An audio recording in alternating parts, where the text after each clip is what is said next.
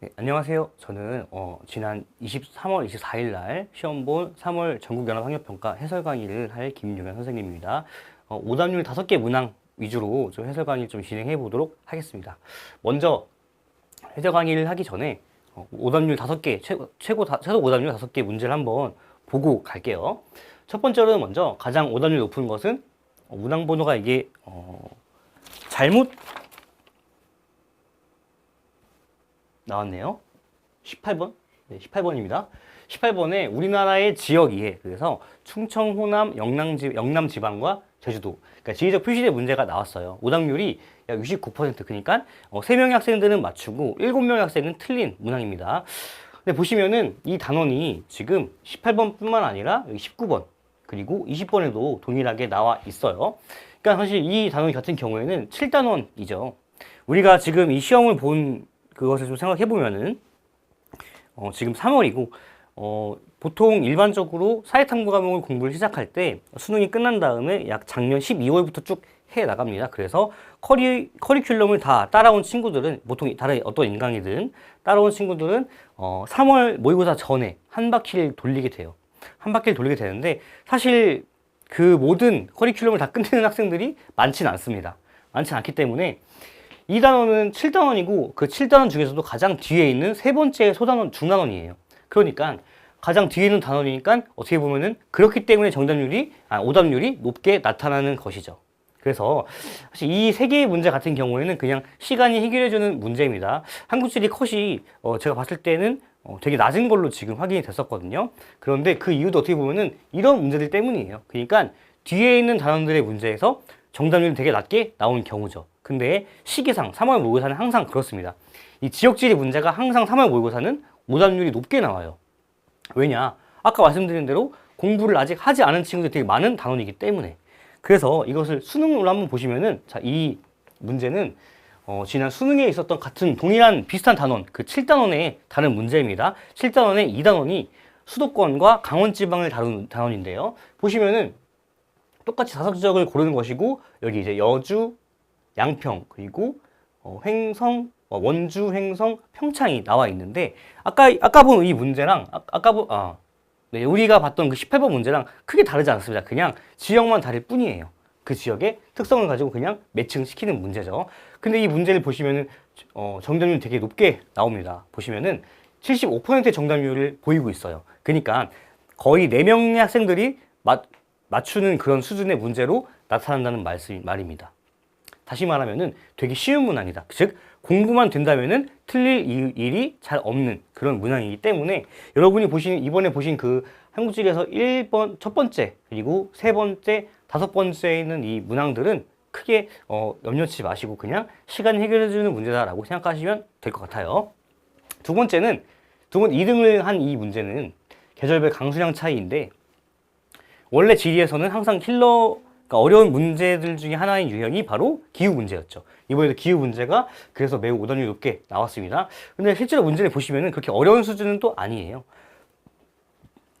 계절별로 강수량을 나눠놨기 때문에 지역을 특정하기 되게 쉬웠을 텐데, 이것도 어떻게 보면은 되게 익숙하지 않았던 문제에서 익숙하지 않았던 그런 상황이었기 때문에 오답이 높게 나온 것으로 보입니다. 또 4번은 자원, 신재생 에너지 발전 지역을 비교하는 것인데요. 최근 지리의 문제, 그리고 지리뿐만 아니라 세계적인 트렌드에서도 화석에너지보다는 신재생 에너지를 더 많이 내고 있습니다.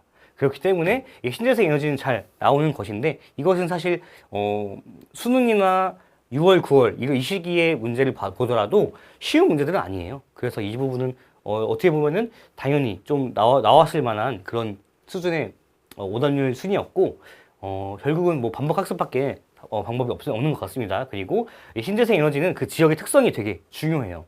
자연에 있는 것들을 가지고 에너지를 만드는 것이기 때문에 그 지역의 지리적, 위치적 특성이 중요해서 지역을 잘 아는 것이 또 중요한 부분이겠습니다. 자, 그러면 한번 이제 1번부터 첫 번째 18번부터 한번 쭉 나가 볼게요. 문항 순서는 오답률 순위가 아니라 그 문항 번호 순서대로 한번 해보겠습니다. 먼저 7번 우리 기후 문제 한번 볼게요. 오답률 2위 문제였죠. 지도에 표시한 네 지역 간의 계절별 강수량 차이를 나타내는 것이라고 합니다. 그러니까 여기 표시를 해보면 여기 거제죠. 그리고 여기는 서울로 보입니다. 여기는 안쪽에 좀 있으니까 여기는 대관령인 것 같고, 여기는 울릉도. 이렇게 4개의 지역이 나타나 있어요. 그러면 이 4개의 지역의 봄의 강수량 평균, 그리고 여름, 가을, 겨울의 강수량 평균을 구해서 그 평균을 거제의 봄값에 빼고 거제의 봄값에서 빼주는 거예요. 즉 각 지역 계절 강수량에서 합 플러스 합을 4로 나눈 것이니까 평균이죠. 평균을 뺀 값을 여기다가 놓은 것이에요. 그러니까 위 0을 기준으로 위에 있는 것들은 평균보다 비가 많이 왔던 것이고, 아래에 있는 건 비가 적게 왔던 것이죠. 그것을 알고서 하면 되겠습니다. 기후 문제에서는 그냥 절대값을 내는 것보다는 이렇게 편차를 주거나 상대값을 주는 경우가 되게 많아요. 그렇게 하면은 난이도를 되게 쉽게 올릴 수 있기 때문입니다. 그래서 이런 문제가 한국지에서는 되게 빈번하게 보이고 있기 때문에 여러분들 뭐 이런 문제들까지 사실은 다 대비를 해 주셔야 돼요. 이거는 편차 문제에서 되게 쉬운 편입니다. 왜 4개의 계절을 모두 줄었기 때문에. 하나씩 보면은 그래프를 봤을 때 가장 눈에 띄는 거 먼저 좀 보시면 돼요. 어떤 게 눈에 띄냐? 제가 뭐더라도 여러분도 아마 느끼시겠지만 여름의 강수량, 여름에 B의 강수량이 매우 적네요. 또 이 B는 겨울에도 강수량이 되게 높네. ABCD가 이 지역 중에 한 개니까 B는 이 4개 중에 하나의 지역이겠네요. 그러면은 여름에 비가 비교적 적게 오고 겨울에 비가 비교적 많이 오는, 비가 아니라 강수량이 비교적 많은 곳은 어딜까? 울릉도죠, 울릉도. 울릉도는 여름 그리고 겨울에 강수량이 좀 다릅니다. 여름은 보통 6월에서 8월일 거고요. 겨울은 12월부터 2월까지 보는데 여름의 강수량은 약 400mm 정도 와요. 겨울은 약 300mm 정도입니다. 즉 울릉도는 여름과 겨울이 차이가 크지 않지만 다른 지역에 비해서는 여름의 강수량은 되게 적은 것이고 겨울 강수량은 매우 많은 것이죠. 그러니까 B는 울릉도가 되겠네. B는 울릉도. 나머지 3개의 지역을 좀 보겠습니다. 자, 먼저 또 그 다음 눈에 띄는 것은 무엇일까? 제 생각에는 일단은 우리 D를 한번 볼까요? D는 봄에도 적게 오고 가을도 적고 겨울도 적네. 근데 여름만 많이 오는 거예요. 즉 봄, 여름, 가을, 겨울 중에서 봄과 가을, 겨울은 강수량이 많지 않은데 그에 반해서 여름은 강수량이 비교적 높은 편이다. 4개의 지역 중에 2등이죠. 그러면은 여름에 강수량이 많이 오는데 다른 지역은 많이 안 온다. 그러면은 여름과 다른 계절의 강수량 차이가 크다. 그럼 여름에 비가 많이 온다. 그럼 어디일까? 바로 여름에 이렇게 장마전선이 머물러 있는 서울이 되겠죠. 서울. 서울. 그리고 서울이 그래서 우리 D가 되겠네요. D. 자, 그 다음 대관령과 거제가 나왔는데요. 대관령 거제가 나왔는데 우리 거제의 특성이 뭐냐면 특히 여기 남부 지역, 남해안 지역에 어떤 특징이 있냐? 강수량이 약 2,000 정도가 되는 2,000m 정도가 되는 지역이 되게 많아요. 거제도 그 중 하나이고, 물론 2,000mm 넘진 않지만 약 1,900mm가 넘는 그런 강수량을 보여주고 있습니다. 그래서 여기 그냥 2,000mm 정도로 퉁 쳐서 이 정도의 강수량이 많다는 것은 사실 모든 계절에 다 강수량이 많이 오는 것이고, 또 그 계절마다의 강수량도 되게 많겠죠. 당장 2,000을 4로만 나눠도 5,000이 4번이에요. 물론 그렇게 딱 떨어지지 않겠지만 기본적으로 해서 그 정도의 강수량은 나타난다. 즉 비가 많이 오는 곳이 어디다? 거제다. 또 대관령도 우리 비가 많이 오는 곳인데 대관령은 사실 기존 통계가 있습니다. 1980년부터 10년까지 이전, 그러니까 전에 썼던 통계에서는 2,000mm가 넘었는데요. 기후 통계가 수정이 되면서 요즘 쓰는 대관령 통계에서는 대관령 그 강수량이 약 1,650 정도, 정확하지 않습니다만 이 정도 강수량을 지금 보이고 있어요. 그러니까 대관령도 비가 많이 오는 곳이지만 거제보다 많이 오지 않는다. 거제보다 많이 오지 않는다.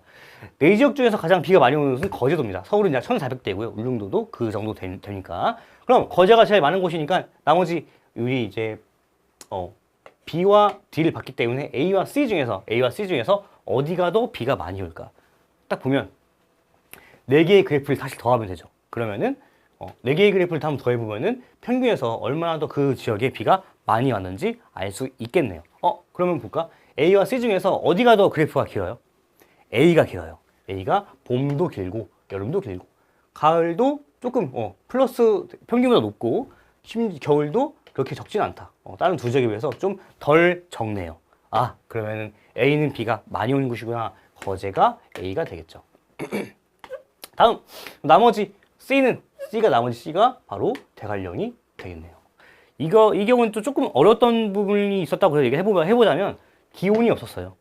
기온이 있었으면 이제 대관령 같은 경우에는 좀 되게 독특한, 여름에 20도 정도가 되는 그런 연평균 기온이 나타나기 때문에 구분하기 쉽지만, 이제 강수량만으로 구분을 해야 되니 전체 그 한 지역의 연 강수량과 계절별 강수 특징을 파악해야 풀 수 있는 문제였습니다. 자, 밑에서 이제 선지를 한번 보면은 1번 A는 C보다 해발고도가 높다. A는 거제도는 대관령보다 해발고도가 높다. 대관령 있는 곳이 어딜까요, 여러분?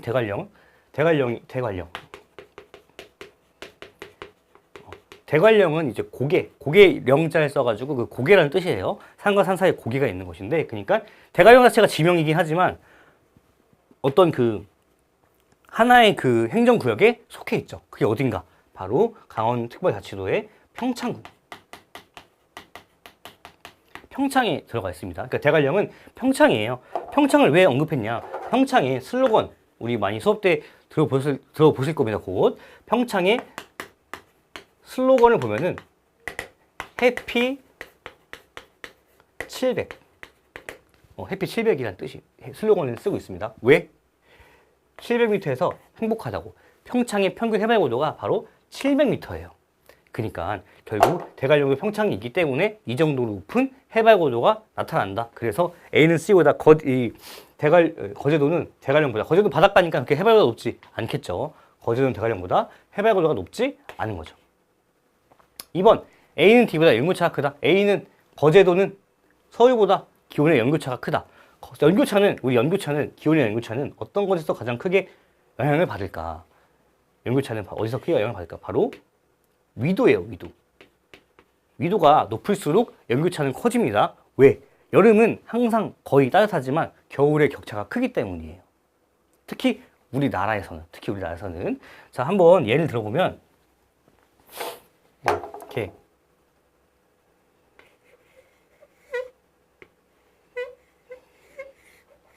한반도가 이렇게 있어요. 제주도, 울릉도도, 일본. 이렇게 한반도가 있을 때 여름에 있는 그 북태평양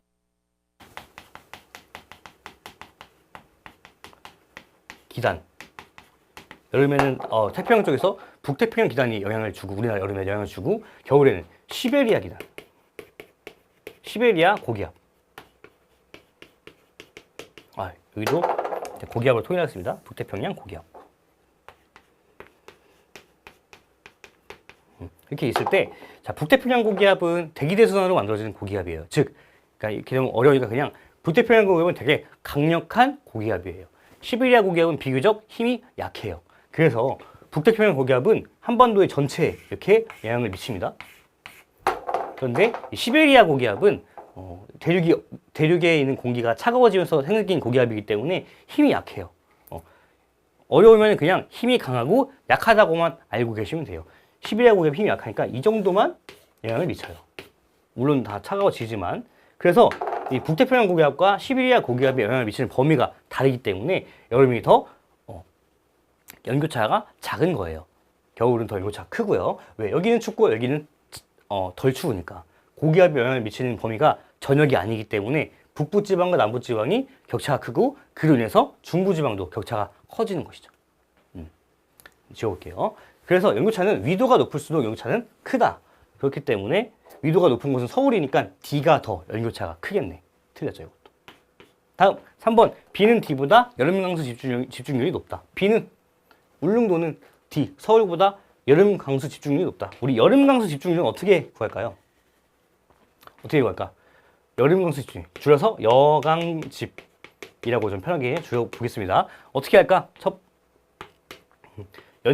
먼저 연강수량을 분모로 놓고 이거를 그 위에 여름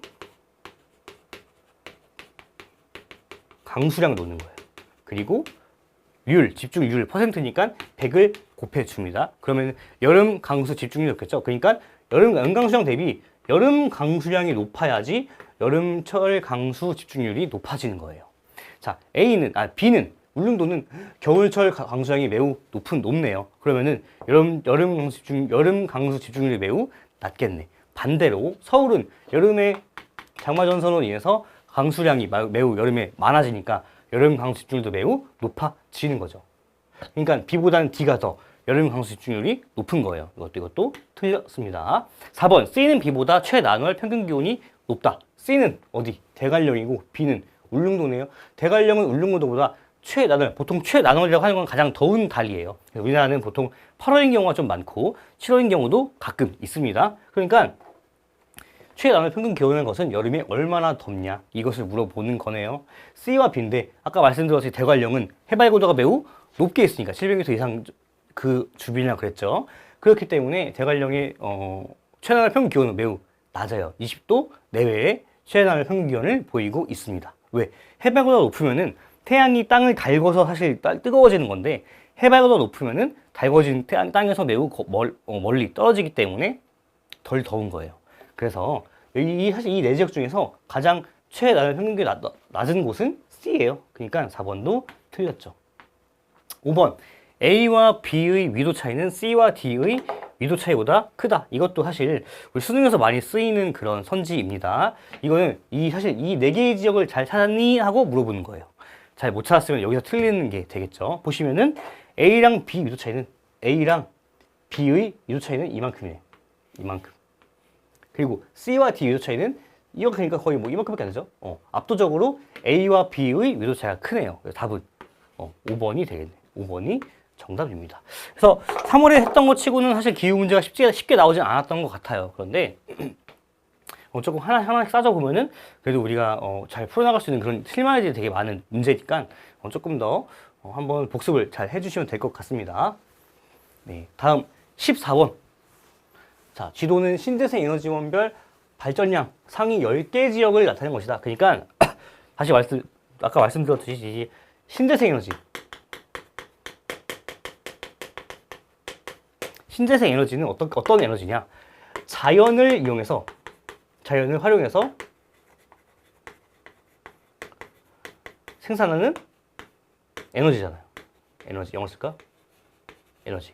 그렇기 때문에 자연 환경이 매우 중요한 거예요. 바람이 많이 부는 곳이면 풍력 발전이, 그렇죠? 태양빛이 많이 오는 곳이면은 태양열 발전이.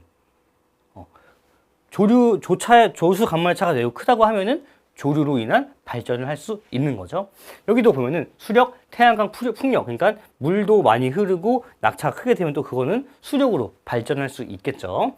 그러니까 이런 지역 특성에 따라서 수력, 태양광 풍력이 다 다르게 나타나는 것이에요. 그러니까 우리 지도에 표시된 지역 각각 어떤 게 많은지를 보면은 그게 실마리가 될 수 있겠네요. 자, 그러면은 지도에 표시된 지역 한번 보면은 13번 여기 가을 보면은 어디가 표시되어 있나? 해남, 그리고 고흥,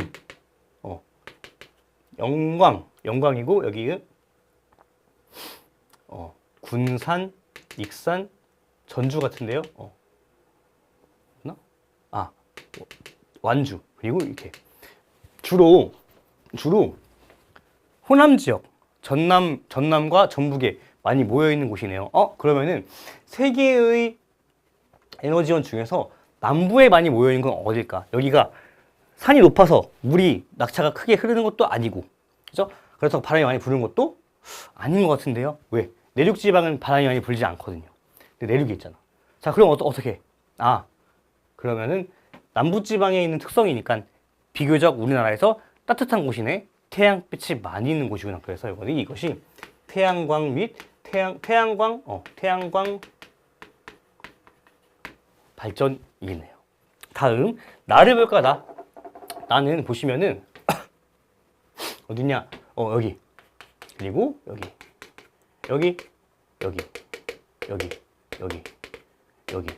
아이고, 여기. 자, 어떤 특징이 있어요? 먼저 첫 번째로 바닷가에 있어요. 바닷가에. 그리고 해발보다 높은 곳이 있어요. 평창 아까 높다 그랬죠? 그리고 여기는 태백도 많이 높습니다. 여기도 어떻게? 어디냐 여기? 화순인 것 같아요. 여기 어떻게? 태백산맥이고 소백산맥의 끝부분, 노령산맥 소백산맥의 끝부분이에요. 소백산맥 끝부분. 그러니까 여기도 어떻게 보면은 1차 산맥이 있기 때문에 높은 거죠. 그래서 새벽보다 높고 바닷가에 있는 지역에서 많이 발전을 한다. 그러면은 풍력이네, 풍력. 바닷가는 그리고 바닷가와 해변보다 높은 곳에 바람이 흐를 때 어떤 그것을 방해하는 마찰력이 없기 때문에 나가 풍력이 되겠습니다. 마지막 가는 여기 그리고 여기 있네요. 이건 뭘까? 여기 북한강유역이죠. 북한강유역. 여기 안동 댐이 크게 있고 그 낙동강이 지나가는 곳입니다. 여기는 충주도 댐이 크게 있죠. 그리고 여기 청주도 금강이 흐르고 또 여기 영산강이 흐르는 곳, 여기도 이렇게 낙동강이 이렇게 가요. 그래서 여기도 흐르는 곳이 있습니다. 그러니까 물이 주로 흐르는 우리나라의 큰 하천들이 있는 그런 주요 지역에 색칠이 되어 있네. 무슨 에너지다? 수력이죠, 수력. 자, 이를 놓고 한번 문제를 풀어 보겠습니다. 1번, 나는 유량이 풍부하고 낙차가 큰 지역에서 발전이 유리하다. 이거는 아니죠. 수력에 해당하는 것이죠. 2번, 가는 나보다 발전이 소음이 많이 발생한다. 자, 태양광 발전은 그냥 태양광 패널을 깔아놓고 태양빛을 쬐면 돼요. 그런데 풍력은 풍력 바람개비를 돌리고 또 그 바람이 많이 불 때 풍력 발전이 나타나니까 바람개비를 돌리는 소리뿐만 아니라 바람이 불 때 매우 큰 소음이 나겠죠. 그러니까 가는 나보다 발전이 소음이 많이 발생하는 게 아니죠. 풍력이 더 큰 소음이 발생합니다. 3번, 나는 다보다 우리나라에서 전력 생산 예언된 시기가 이르다. 나는 다보다 풍력이 수력보다 아니죠. 수력이 제일 먼저 나타났죠. 수력이 제일 먼저. 물레방아를 돌리기도 했잖아, 수력으로. 그러니까 그런 예시를 생각해보면서 수력이 가장 오래됐다라고 생각해 주시면 되겠습니다. 이것도 틀렸네요. 4번, 다는 가보다 주간과 야간의 발전량 차이가 크다. 다는 수력은 태양광보다 주야간 발전량. 자, 수력은 밤에 발전이 가능한가요? 가능하죠. 빛이 없어지면 물도 없어지나? 아니잖아요. 태양광은 햇빛이 가려지면 아예 발전이 불가능하죠. 발전이 어렵기 때문에 가가 더 주야간의 발전량 차이가 크죠. 주간의 대부분의 발전이 나타나겠네요. 5번, 가나다 중 총발전량은 가가 가장 많다. 태양광이 가장 많다. 가장 많을까요? 네, 태양광이 가장 많습니다. 또 우리 정부에서 태양광에 대한 어떤 추진력을 갖게 해주는 그런 정책들을 많이 또 내놨기 때문에 그로 인해서 태양광이 지금은 신재생 에너지 중에서 가장 발전량이 많은 에너지가 됐어요. 그러니까 답은 5번이 되겠습니다. 우리 지금 이거 정답률을 보면은 이게 제일 높아요. 오답률이. 예. 그래서 다른 거보다 주야간 발전량 차이가 크다. 사실 태양광과 수력만 알고 있으면 4번은 틀리지 않을 거예요. 태양광이 빛이 있어야지만 발전되는 건 다 아니까.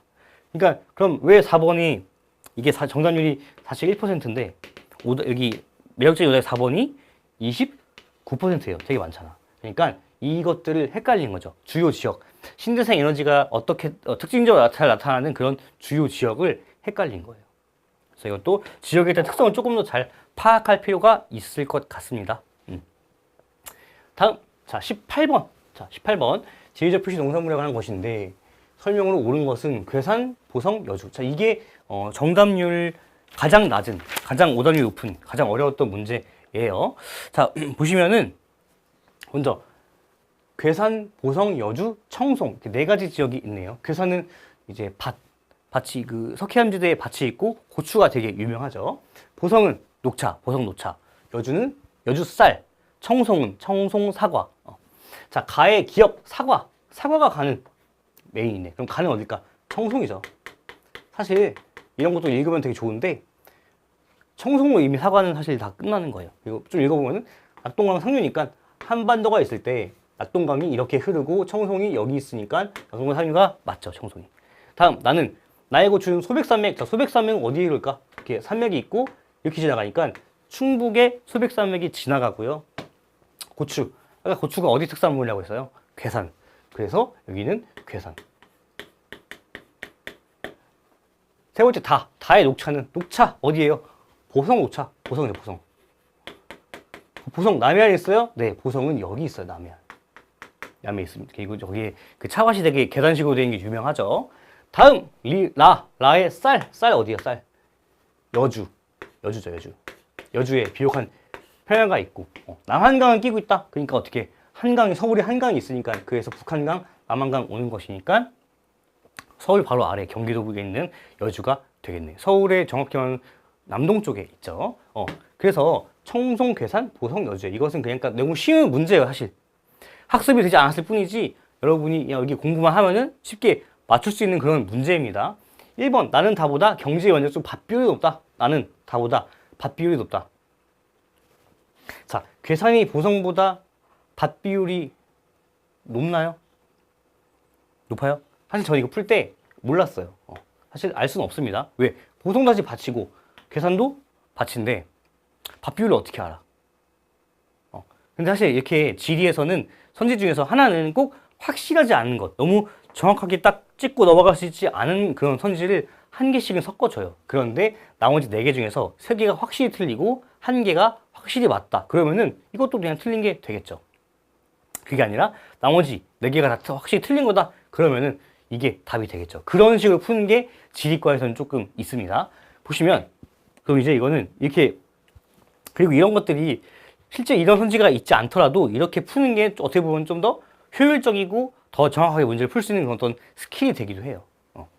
보시면 그럼 1번은 일단 넘어가고 2번부터 한번 보겠습니다. 2번, 가는 충북, 나는 경북에 위치한다. 청송은 어딨어? 경북이죠. 여기 낙동강을 줬잖아요.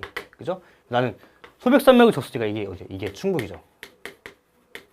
그럼 가가 정북이고 나가 충북이네. 이게 2개가 바뀌었네. 가는 틀렸죠. 3번, 가나다라 중에서 맹류 생산량은 라가 가장 많다. 라 어디에요? 여주. 자, 맹류는 되게 좀 중요한 개념이 나왔네요. 맹류는 어떤 특징이냐? 보통 우리가 운에서 농사를 할 때 어떤 걸 길러요? 어떤 걸? 쌀, 벼를 하죠. 쌀이 왜? 인구 부양량도 높고 더 에너지가 많은 그런 작물이기 때문에 더 많은 인구를 먹여 살 수 있는 거고, 또 그렇기 때문에 우리의 주식도 쌀이죠. 그러면 맹류를 여기다 키우면 안 돼? 좀 그렇죠. 쌀이 더 많은 인구를 먹여 살 수 있는데 뭐하러 맹류를 키워요? 그럼 맹류를 왜 키워요? 맹류는 어떤 특징이냐면은 내한성이 있어. 그리고 내건성이 있습니다. 세계지리한 친구들은 이걸 밀할 때 들었을 텐데 맹류도 마찬가지예요. 비교적 추운 데서 잘 자라고 건조한 곳에서 잘 자라요. 그러면 어떻게? 맹류 그럼 언제 키워? 언제 키우냐면, 자 보세요. 1월, 12월, 그리고 그 다음에 1월이 있고 12월 있죠. 벼는 언제? 벼는 이때 추수해서 이때 수확하죠. 이때 해서, 너무 짧네 이게.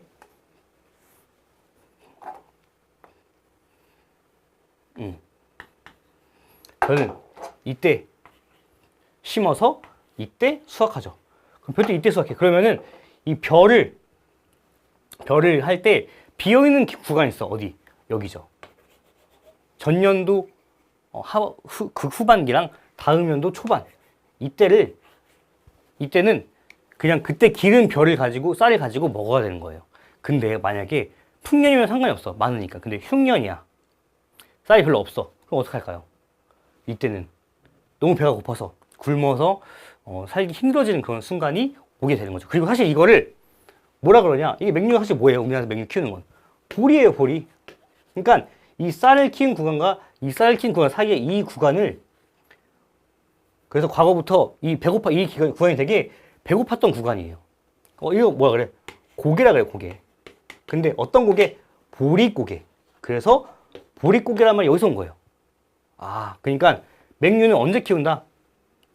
이 쌀과 쌀이 수확되고 심는 이 구간에도 너무 배가 고프니까 이때 또 다른 작물을 심으면은 그거를 추수해서 먹을 수 있잖아. 그러면은 그때 뭘 한다? 내건성이 큰 맹류를 이때 한다고. 근데 여기서 잘 알겠습니다, 여러분. 자, 이때 맹류를 하는 것도 되게 좋아요. 좋은데 어떤 문제가 있냐? 이때 맹류를 하는 건 근데 좋은데 어떤 문제가 있냐? 이때가 영하 0도씨 아래로 내려가게 되면은 어떤 일이 생겨요? 보리도 자라지 못해. 왜? 땅이 어니까, 물이 어니까 물이나 영양분을 흡수하지 못해서 보리가 자라지 못해요. 그럼 어떻게 해야 돼? 여기가 영하가 아니라 상인 곳에서 보리를 키워야 돼. 맹류를 키워야 되는 거예요. 그러니까 맹류는 이때 이 추운 겨울에도 영상인 곳에서만 보리를 기를 수 있는 거예요. 그러면 어떻게? 우리나라에서 그래서 보리가 많이 나는 거 어디야? 전남이고요. 전북이고요. 경남이에요. 이게 1위, 2위, 3위예요. 그리고 제주도. 아, 어떤 지역이구나. 우리나라에서 남부에 있는 지역이구나. 보리는 그래서 맹류는 남부 지역에서 많이 생산됩니다. 자, 그러면 가나다 중에서 맹류 생산 어디가 제일 높아요? 청송, 괴산, 보성, 여주면은 보성이죠. 보성이. 제가 찍어볼까요? 청송, 괴산, 보성, 청송, 괴산, 보성, 여주예요. 그러니까 보성이 제일 낫네. 그러니까 보성이네. 답은 여기는 다네. 라가 아니라 다예요, 다. 3번도 해서 틀린 선지가 되겠습니다. 아니야, 다를까? 아니야, 다를까? 이게 제일, 어려웠던 문제인데, 사실 이것 때문에 좀 또 높았나 보네, 오답률이. 이게 정답률, 이걸 선택한 비율이 37%. 자, 다음. 4번. 니은의 재배 면적은 시도 중 경기가 가장 넓다. 니은. 뭐예요? 쌀의 재배 면적은 어디가 높을까? 이거는 공부를 해보면 압니다. 면적은 전남이 가장 높아요. 그래서 이거는 틀렸습니다. 사실 바로 나와야 되는 그런 형식이고요. 다음 5번. 기역은 니은보다 영농의 기계가 유리하다. 기역. 사과는 쌀보다 기계가 유리할까? 쌀은 그냥 기계로 모를 심고 기계로 수확해요. 사과는 그게 불가능하죠. 나무를 기계로 하면은 그 정도의 디테일한 기계는 아직 나오진 않았어요. AI가 발전했어도 그건 아직 만들지 못했습니다. 사과 어떻게 해요? 사과는 농장 가서 직접 따야죠. 직접 따야죠. 어떻게? 기계가 유리한 건 뭐야? 사과가 아니라 벼죠, 벼. 그러니까 기역은 니은보다가 아니라 니은은 기역보다 영농은 기계가 유리한 거니까 틀렸네. 네 개가 확실히 틀렸네? 그럼 뭐야? 이게 맞는 거였구나. 괴산이 보성보다 밥 비율이 높구나. 답은 1번이에요. 절대 개인적인 생각이지만 괴산과 보성의 밥 비율을 외울 필요가 없고요. 외워서도 안 돼요. 너무 양경이 많아져요, 그러면. 그리고 이걸 외우지 않아도 그래서 일부러 외우지 않아도 풀리게끔 네 개를 다 틀린 걸로 넣어놓은 것이에요. 다시 한번 말하지만 전 개인적으로 그렇게 생각합니다. 괴산과 보성의 밥 비율을 외울 필요가 없어요. 전국에 있는 그런 모든 지역의 논비율, 밥 비율을 외워야 돼요. 하지 말고 애매하다 싶으면 둘 다 밭이 주된 곳이니까 애매하다 싶으면은 다른 거 먼저 보시고 푸셔야 돼요. 그래서 자, 매력적인 오답이 3번인데 이게 37%였고요. 정답인 1번은 31%였어. 답보다 더 많이 고른 거죠. 그래서 사실 이 선제가 되게 킬링벌스였다. 이 선제 때문에 많은 학생들이 답을 잘못 고른 그런 문제가 되겠습니다. 네, 다음 19번 한번 볼게요. 19번은 기어서 좀 잘랐는데, 자, 다음 자료 영남권 광역시 시도의 제조업 업종별 출하액 비율과 인구수다. 설명 옳은 것은 1차 금속, 우리 제철 산업이고요. 그리고 자동차 및 트레일러, 이건 차죠. 그리고 이 두 개만 보면 되네. A, B만 하면 되네요. A, B만. 자,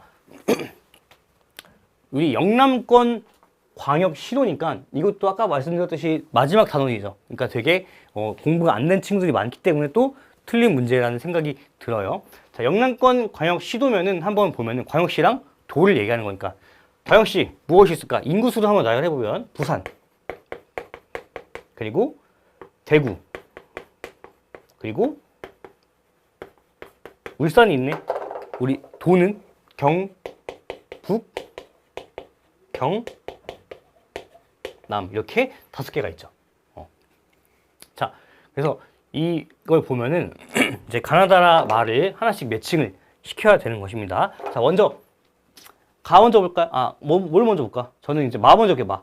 코크스, 연탄 및 석유 정제품. 이 5개 지역에서 코크스 및 연탄 및 석유 정제품이니까 정유 산업을 가장 많이 하는 곳. 울산이죠, 울산. 이 정도는 기본적으로 좀 암기를 하거나 아니면 숙지가 되어 있어야 되는 그런 내용이에요. 이게 안 보이니까 여기다 쓸게요. 울산. 그 다음 나머지 중에 또 뭘 볼까요, 이번에? 뭘 볼까요? 저는 다 보고 다. 전자부품, 컴퓨터, 영상, 음향 및 통신 장비. 이 5개의 지역 중에서 전자부품, 전자산업이 그 지역 내에서 비교적 엄청 크게 발달한 곳이 어디 있을까? 경북이죠. 경북이 어디? 구미. 구미가 이제 그 S전자의 산단이 있습니다. 자, 그러니까 그럼 다는 뭐야? 이게 경북이죠. 자, 그러면은 다가 경북이고 마가 울산이면은 A, B 나왔네. 경북에서 제일 큰 산업 뭐예요? 1차 금속, 제철. 1차 금속이 여기고. 그러면 A가 1차 금속이니까 B는 자동으로 뭐예요? 자동차. 울산 자동차 많이 있나요? 네, 많이 있어요. 현대 자동차. 현땡 자동차야 되나? 아무튼. 자, 나머지 이제 울산과 경북을 했기 때문에 부산되고 경남만 하면 되겠네요. 자, 다음 가와 나, 라를 이제 보면 되는데 어떤 걸 좀 볼까?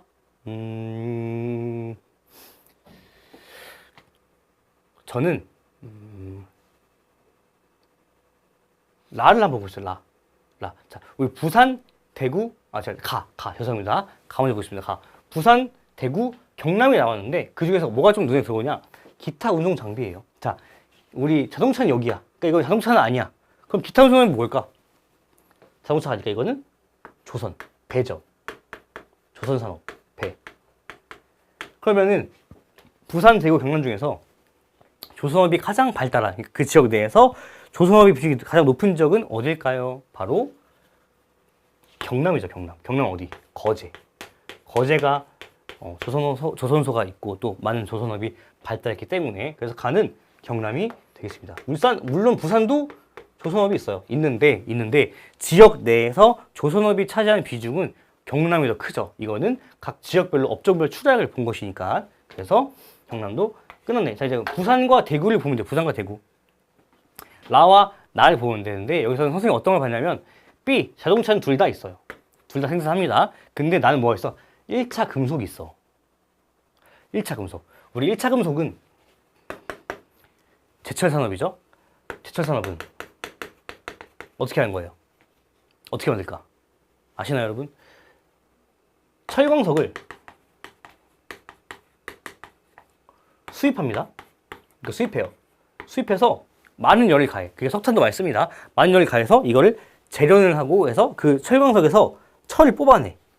철을 뽑아내. 그 다음에 그 철로 어떻게 해?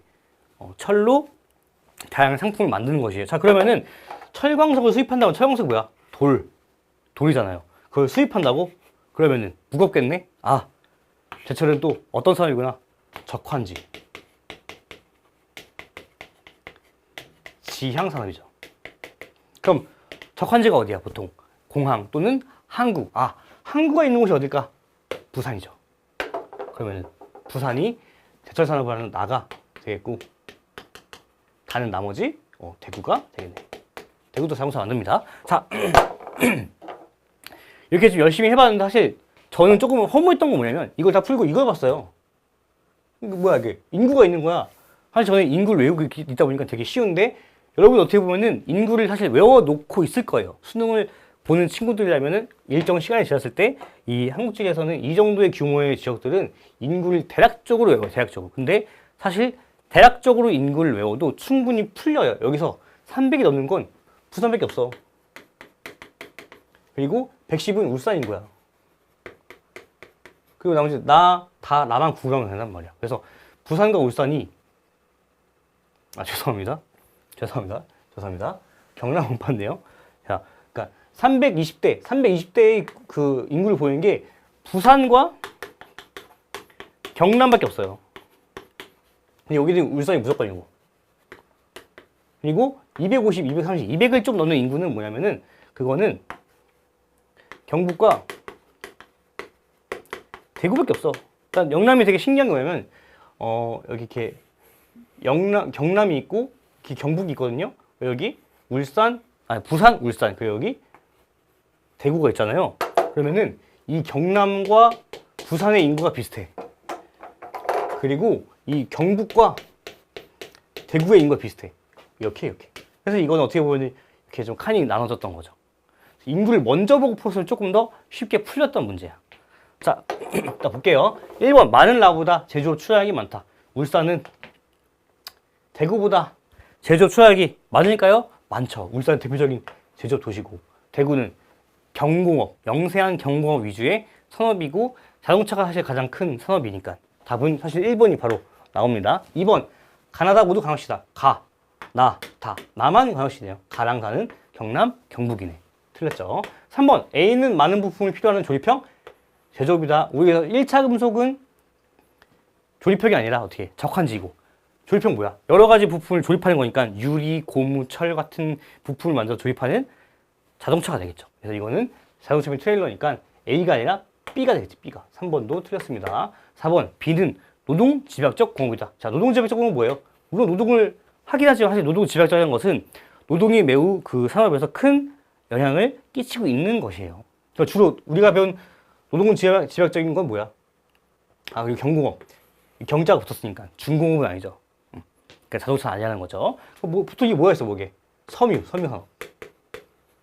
그러니까 B도 아니네요. 자동차는 경공업이 아닐 뿐더러 노동이 집약적이라기보다는 다른 것도 좀 더 많이 중요하다. 5번 A는 B보다 전국 종사수가 많다. 아, 종사수 어떻게 말할까요?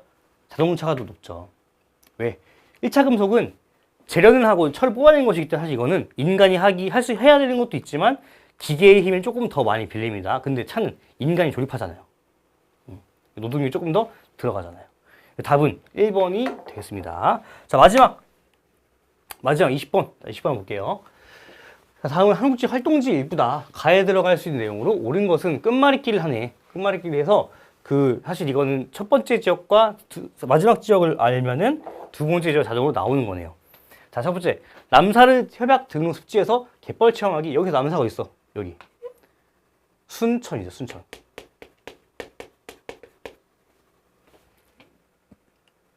자, 그리고 세계문화유산으로 등재된 역사마을 탐방하기. 어디 있을까요? 여기죠. 안동.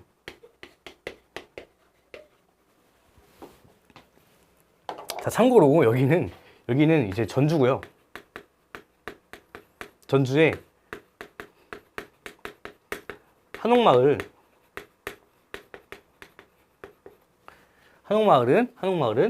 세계 문화유산에 등록이 되지 않았어요. 수능에서 한번 이게 나온 적이 있습니다. 그래서 엄청 많이 낚였거든요. 여기는 안동이에요, 안동. 그래서 순천과 안동. 자, 그러면은 순천과 안동이면 어떻게? 이거 끝말잇기니까 천자랑 안자를 합치면 되네. 뭐야? 아니죠. 여기가 천안이죠. 천안. 자, 1번. 기업 도시에 위치한 민간 기업 박물관이 뭐야? 이거 충주죠, 충주. 지도에 있는 지역을 보니까 여기 충주. 다음 세계 소리 축제와 대사슴놀이. 자, 이것이 뭐야? 이게 전주에 있는 것들입니다. 판소리 되게 전통적인 음악이잖아요. 전주에서 판소리 그런 것들 활용한 세계 소리 축제가 많이 열리고요. 3번 수도권 전철에 승차해서 서울까지 이동하기. 천안에 수도권 전철 이어져 있나요? 이어져 있어요. 1호선이 아산까지 있어, 아산. 신창역부터 해가지고 이렇게 올라갑니다. 그래서 답은 3번. 이게 천안이 되겠고요. 4번 남강 유등축제에서 유등을 띄우며 소원 빌기. 남강 유등축제가 뭘까? 진주죠, 진주. 진주에 있는 그런 축제. 여기 진주. 다음 세계 자연유산에 등재된 용암동굴. 우리나라 용암동굴 어디밖에 없어요? 제주도에 만장굴밖에 없어요. 여기 서귀포. 제주도의 서귀포. 답은 3번이 되겠네요. 자, 이렇게 해서 사실 이것도 좀 되게 쉽게 나왔죠. 지역주의가 이래요. 알면 맞고 모르면 틀려요. 그러니까 한번 그냥 잘 알아놓으면은 잘 틀리지 않는 그런 문제들이 많이 있습니다. 자, 이렇게 오답률 5개 문제에서 봤는데 사실 사무엘 모의고사는 사회탐구가 그렇게 중요하진 않습니다. 국영수가 더 중요하고요. 여기선 그냥 왜냐면 여러분 학습이 잘 안 됐을 뿐더러 문제도 되게 평이하고 쉽게 나와요. 그래서 본격적으로 진짜 중요한 시험은 6월 그리고 평가원 모의고사와 수능은 뭐 말할 것도 없고. 그러니까 너무 여기에 상심하지 마시고 그냥 꾸준히 사탐은 하면 할수록 그냥 성적이 늘 수밖에 없습니다. 시간을 투여한 것에 따라서 가장 많이 비례해서 성적이 올라가는 과목이에요. 그래서 일단 국영수에 집중하시되 사탐도 이제 소홀하지 않게만 공부를 하신다면은 잘 해나갈 수 있을 것 같습니다. 그래서 너무 여기 개념치 마시고 꾸준히 6월까지 일단 최대한 공부를 좀 더 열심히 해보셨으면 좋을 것 같아요. 네, 여기까지 하고 마무리하겠습니다. 감사합니다.